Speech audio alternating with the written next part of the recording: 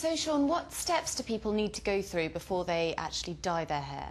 Most importantly, what we're going to decide upon is what kind of tint that we're going to use, whether it be semi-permanent or permanent. Now, with Catherine's hair, we've got a grey regrowth, so we're going to need some coverage on there, so we're going to use a permanent tint today. So once we identify that that's the range that we're going to go for, what we're going to do then is follow the instructions, most important thing. So 48 hours before you colour your hair, we're looking at doing a strand test and a sensitivity test. Now, a strand test is basically we take a little bit of hair from round the back and then we're putting a little bit of colour on, the choice of the colour that we're going to use in order to see what kind of coverage we're going to achieve with it and also whether the hair is strong enough to take that colour. Now, the sensitivity test is very, very important. A little bit of tint, mix it up 48 hours before, just pop a little bit round about the elbow or even behind the ear. Okay, we're going to leave that then for 48 hours. Any reaction whatsoever, we don't do the tint because that's most important, okay? So we follow the rules, keep it really nice and safe. What we've chosen today for Catherine is the 120A from Nice and Easy. This is going to give 100% coverage, okay? Really nice and easy to mix up. Okay, so one goes into the other. And we pour the full amount in. Grey hair is quite strong and it's quite difficult to cover in many cases. So there's a fair amount of product that's actually got to go on. Make sure you're well covered. Wear some old clothes. Do it in the bathroom so it's nice and easy to clear up. The colour will stain your skin, so what's most important is a little bit of barrier cream perhaps around the edges is a good idea. Just sort of round the forehead. Yeah, I mean with Catherine's what we've done is we've just popped a little bit on before, but it is, you can use like a Vaseline barrier cream or something like that, just to make sure that the telltale signs are gone. Again, use the gloves, really, really important. Otherwise just stain your hands. Yeah, it will, it'll stain your hands and again, giving away the game a little bit. And what we're going to do is concentrate, first of all, on the front hairline. So we're going to actually use this applicator bottle to take the section. So obviously, you're not going to have a hairdresser doing this at home for you, so you have to make this as easy as possible. So just by tipping your head back slightly and using your fingers, we'll go across and onto this hairline. And that's the first area. What you're always going to find is grey hair, generally, is around the front. Now, it's always where you can see it. So straight in there, and let's get lots of product on there right away. Now the application starts taking straight away, so a good tip is speed is of the essence. Let's get the colour on as quick as we can. Now through the parting, try and keep the hair flat down, and then what we're going to do is just really colour in that grey area at first. And concentrate on that first rather than through the length. Absolutely. This is the most important bit, because what we're going to find here is with the grey regrowth is the rest of the hair is already coloured. We're then going to use the tip of the applicator bottle just to take some nice fine sections and then just working that in with the fingers. Just targeting that area and working through as quick as we can. So it's best to start from the middle and just work the way down? Yeah. So if the hair's really, really thick, we're taking finer sections for the reason that we want to get a good distribution right through the hair and be able to work it through. So on coarse hair, that's harder to do. Finer hair, yeah, the sections can be that touch wider. So that's the first section done, that first quarter. Quickly move around to this side and just repeat. So it goes right on the parting, and then we work that in.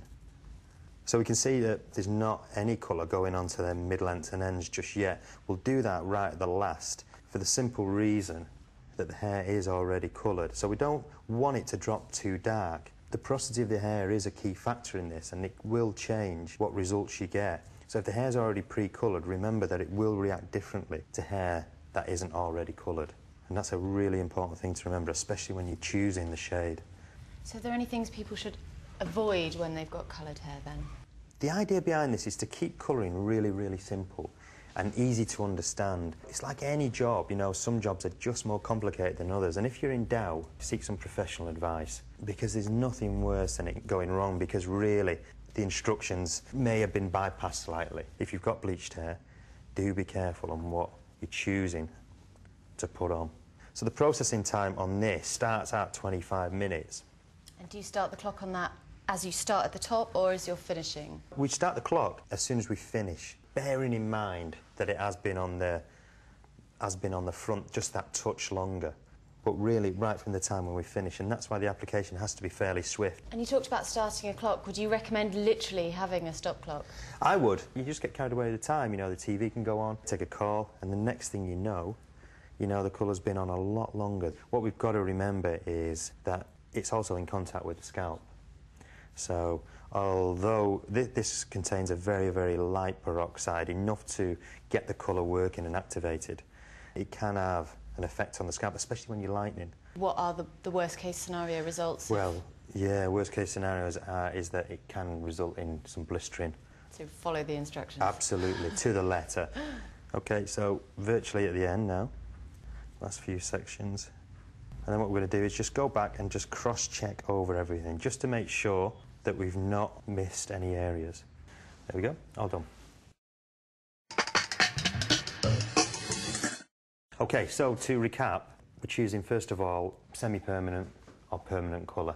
One that maybe just rinses out with no ammonia, or if there's the odd grey in there, just that one that's a little bit strong. They call it level 2, but it'll last for about 24 shampoos. If your hair like Catherine's, we're looking at a permanent colour. This is to get full coverage, 100%. It's mixed with peroxide. Okay, so once we've identified that, a little bit of barrier cream, prepare well. Okay, make sure you're gowned up, wear some old clothes, do it in an area of the house that's easy to clear up, and give yourself enough time. Take fine sections, okay, from the parting, and work through nice and cleanly. If the hair's thick, then finer sections. Working through in a cross section, okay, so we split the hair up into 4 sections and work all the way through. You can sit and relax then for about 25 minutes. Now keep checking it, because the key to it then is this product can actually be left on for up to 45 minutes if the hair is more coarse and harder to cover. If someone's got long hair, is there a way to keep it off your back or your clothes? Yeah, I'll quickly show you. Now you need a section clip, but it's very, very easy to do because you just want a loose ponytail. So it's there, it's into the palm of the hands, a simple twist and then grip. And that's more than enough, and then it's not swishing about and it won't touch anywhere else. Do you need to go through the full head at the moment? No, well what we're going to do is, with Catherine's, which is a really good tip actually, it's a good question, this hair will darken down quite quickly, so I'm going to check it after about 25 minutes, 20 minutes say, and then we'll just start to put it through just on the ends there. This hair here is only going to need, say, the last 10 minutes. Now, I'm predicting for Catherine's that this is going to need more than 25 minutes, probably 35 to 40. So that just gives us the last few minutes just to work it through with your fingers. If the hair's already coloured, remember that it may go a little bit darker if you take it through straight away.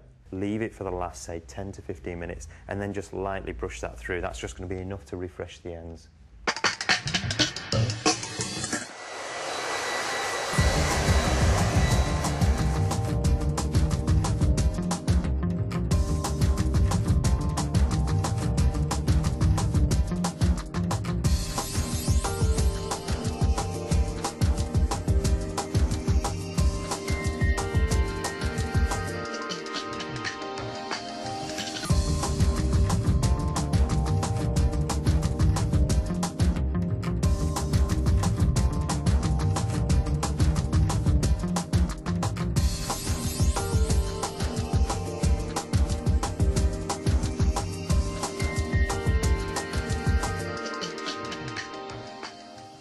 So Catherine's hair's been blow-dried now and styled.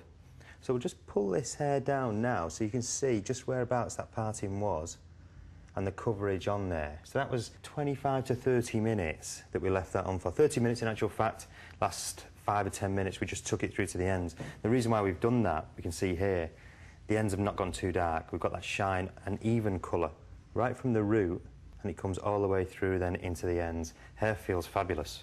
Really nice and soft, really nice and conditioned. We've got this nice kind of textured finish on it. Plenty of shine, and that's what it's all about. You know, hair that's in great condition with a fabulous colour on it and easy to do at home. Good result, really good result.